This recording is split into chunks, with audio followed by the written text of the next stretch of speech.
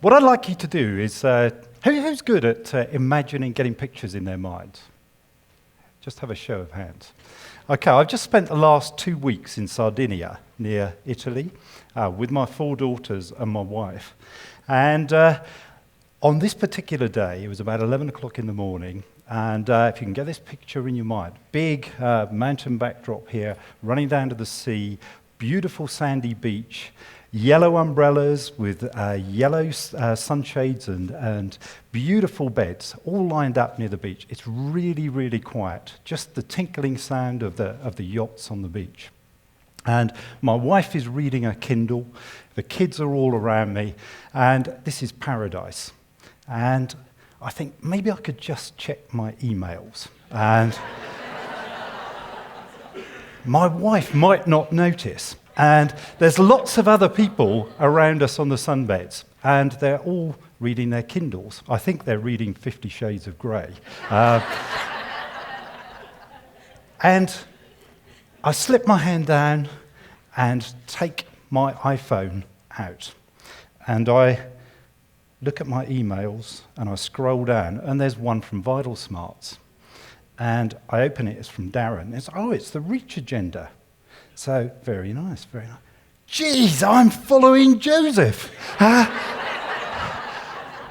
wife sits bolt upright. I think she thinks I've had an epiphany. And the girls say, "Have you been stung by a wasp, Dad?" And everybody else looks up. So they've seen the conference. They've been here last year, and they've seen Joseph, and they know how difficult it is to actually follow him on the stage. So I'm sure you have some sympathy.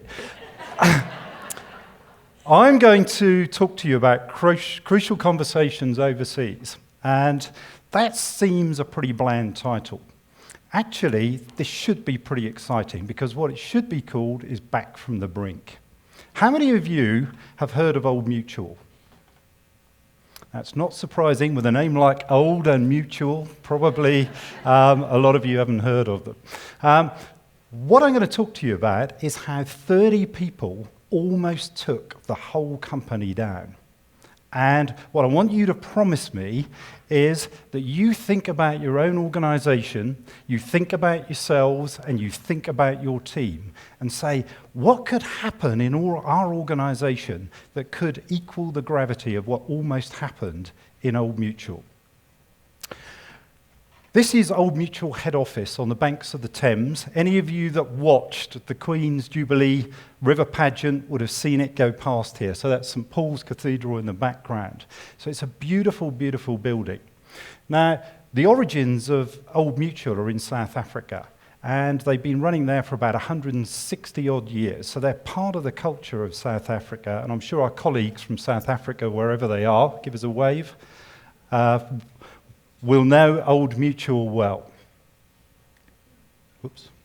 Okay, so just have a look at Old Mutual's figures for last year. 2.4 billion operating profit, 427 billion funds under management, 57,700 employees.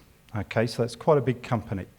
Most of those employees are based in South Africa, probably around 47,000 of them. Okay. There were 30 people in a company in Bermuda.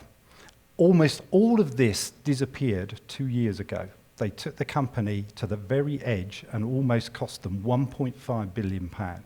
Okay. Now, what we're going to do is, this is a bit more background on the company. So they're into long-term savings in South Africa, Europe, Colombia, Mexico, India, and China. They have an asset management company in the US, and they have a company called Nedbank in South Africa, where they are also into short-term insurance. This is the global reach of the company. And you probably can't see the dot of Bermuda on there, but if you mentioned the B word in 2008 in the rest of the company, it wasn't a good thing to do. Okay. So, in terms of our involvement with Old Mutual, we'd worked with Scandia for a long time, which are one of the subsidiary companies. We'd worked with them since 1996. We ran leadership programs, we did team development programs, and we'd also introduced crucial conversations into Scandia as well. Mostly that was at the mid to low level. It wasn't strategically aligned, it didn't have real traction. But we had a massive advocate in terms of the group of head of development, a lady called Anne-Louise Hancock. She was very keen to get crucial conversations in at the highest level. In 2008, we were running a program. We run this program called Extending Boundaries, which is about pushing people, encouraging them to reach levels that they've never done before. And this program runs for 4 weeks. Julian Roberts was the chief exec of Scandia. He came into the program to open it up and answer any questions. The first question to Julian was, would you like to be CEO of Old Mutual at some time in the future? Julian's response was, at some time in the future, but not for a couple of years at least. Okay? A few weeks later, this happened. The chief exec of Old Mutual quit. And this was a chap called Jim Sutcliffe, highly respected, great leader, and he had to quit because of a problem in the US life business, and that was the Bermuda offshore business, where they were into variable annuities, which they'd sold like hotcakes. But they didn't assess the risk properly, and that cost the company huge amounts of money. So Julian Roberts then gets appointed as the chief exec of Old Mutual. He was the chief exec of a company of 3,000 to 4,000 employees. He's now the chief exec of a company of 57,000 employees.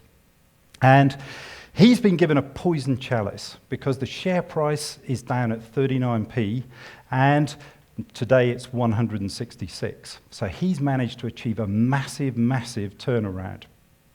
So what happened in Bermuda? These 30 people sold products mainly in Asia and across a variety of other markets. They had to be closed down on the 18th of March 2009. And what they have done is maintained a commitment to the policies that they sold. But Bermuda almost wiped out the whole company. And that was really scary. One of the heads of risk recently did a presentation to all the actuaries, and I happened to sit in on that presentation. He said there were 9 crucial conversations that were missed. And if one person had dealt with one of those conversations either a little bit better or had the conversation at all, none of these problems may have arisen.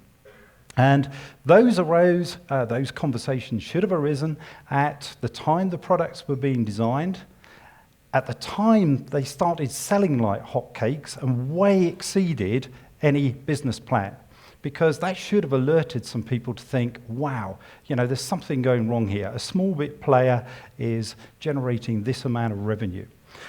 There were people who knew there was something wrong, but they didn't say anything. And there were managers, there were colleagues, there were comps and bends people, remuneration people who knew the rewards were way in excess of what could have ever been imagined. Some of the issues are about arrogance, hierarchy, and just fear of putting a spoke in the wheel of this machine that was generating lots and lots of revenue. Are you going to be the one who stands up and say, I think these products are wrong, and it's going to cost the company a lot of money? Okay, so this is the timeline. February 2006, Julian Roberts is appointed CEO of Scandia. We ran a team event for him with his new executives. And then the financial crisis happened. Then the Old Mutual the perfect storm started to be created. He gets the job of CEO of Old Mutual in 2008. In December 2008, he calls us up and said, would you run another program with our executives so that I can get to know our heads of business across the world? So I ran a one-day program. I remember it well because it was an exclusive business club in London. And I turned up to run this one day, and they wouldn't let me in because I didn't have a tie on. And Fortunately, all the other executives turned up and they didn't have ties on either, so they had to let us in the end. But that was a bit scary. So, after that day, I'm travelling back in the cab with Julian, and I use my best dialogue skills. I say, Julian, have you read this book? 'Cause I happen to have a copy in my laptop bag. He said, no, why should I read that book? And I said, Bermuda? And I said, this is my stop, and got out. And he obviously read the book because he really took it on board.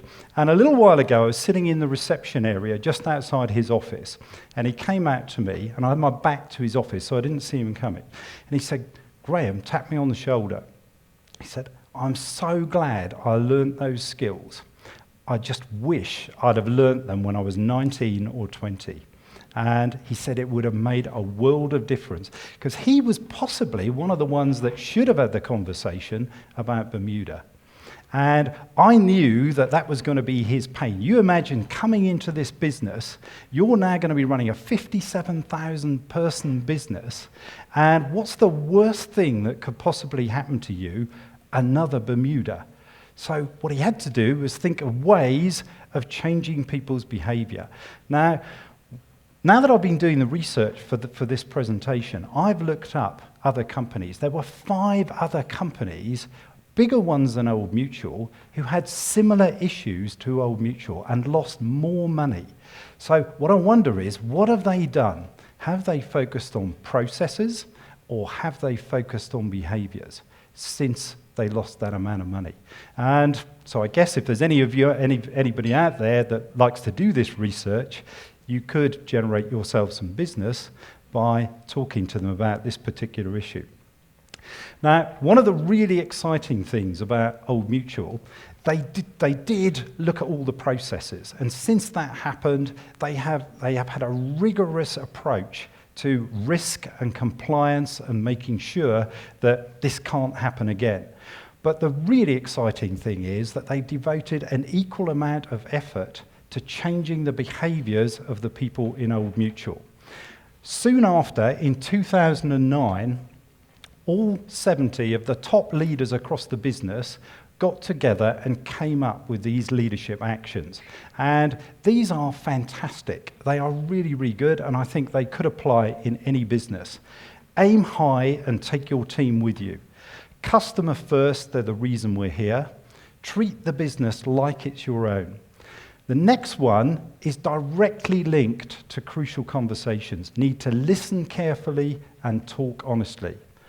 Own our decisions, decide and deliver. Win together and help others succeed. Now, what they're in the process of doing is putting a whole range of things together to measure those behaviours. Ironically, these underpin the values. One of the values before Bermuda, and still is accountability. But what happened to all the accountability? It's all very well having these values written up in all the important places, but how do you actually live them? And how do you make those behaviours happen? Because Joseph was talking a moment ago about, what's the worst virus you can get? A culture of silence, or possibly a culture of violence. Things that get in the way and undermine the real issues. What would have been really difficult, what would have been awful, if those 30 people had managed to destroy the jobs of 57,000 people in another continent, over in Africa, that would have massively, in South Africa, massively affected their economy. So what's been going on since 2009? What we did after enthusing Julian in the taxi cab in London, we managed to get Steve Willis to run a Crucial Conversations program for the Exco, and he did it in Boston. We then went on to we sent him on a worldwide tour, so he went off to South Africa, Johannesburg, Cape Town, Stockholm, and we ran one in Colombia as well. So we pretty much touched all the very senior executives with Crucial Conversations. They then got so excited about it, they made a commitment to roll out CC workshops for the entire senior management population. And that is happening at the moment. This very morning, I've got an email saying we need another 250 toolkits, which I get very excited about. So Okay, so crucial conversations is now part of the vocabulary. And okay, by running a 2-day course, you don't necessarily change the culture. But what you do is create awareness and interest. What the company needs to do is perhaps use the influencer then to drive the desire and action. What we want to do is get people from awareness and interest, knowing what a crucial conversation is, to actually making it happen. And that's what we're about now. We've had 2 really exciting things happen in South Africa. 2 role models, 2 women, have actually got together with their team. We've run crucial conversations with them, and then we've run influencer. So what they've done, they've identified the skills of crucial conversations and then used influencer to get people to think about how they should speak up and how they should make it happen. So the 2 have worked phenomenally well. And that's had a ripple effect because they've suddenly booked 6 more programs, which is absolutely fantastic.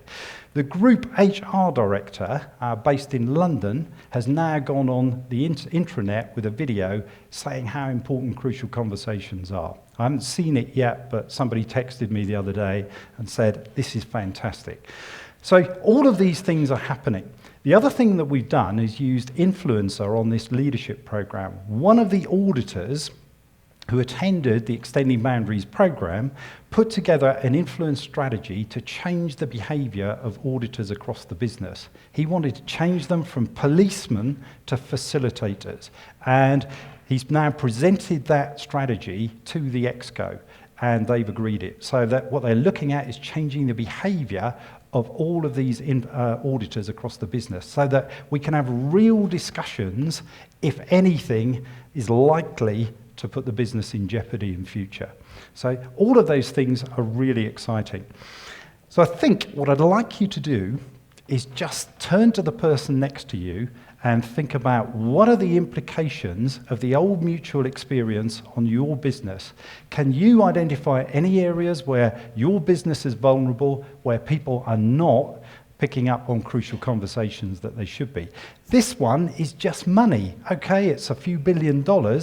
Some of you are in a life or death business. You know, if you're in the health sector and there's crucial conversations not being held, to me that's probably more important. So just 30 seconds, if you could spend 30 seconds, what are the crucial conversations that are not being held in your business?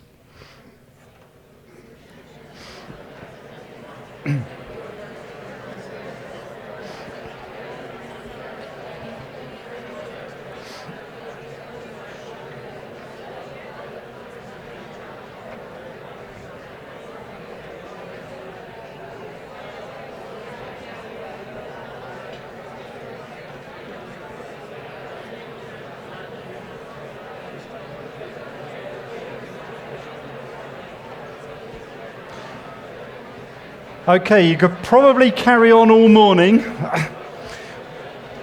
What I'd like you to do is think about that, jot it on your notepaper, and make a promise to me that you will encourage your organisation to stimulate those discussions and allow them to happen and bring them to the fore.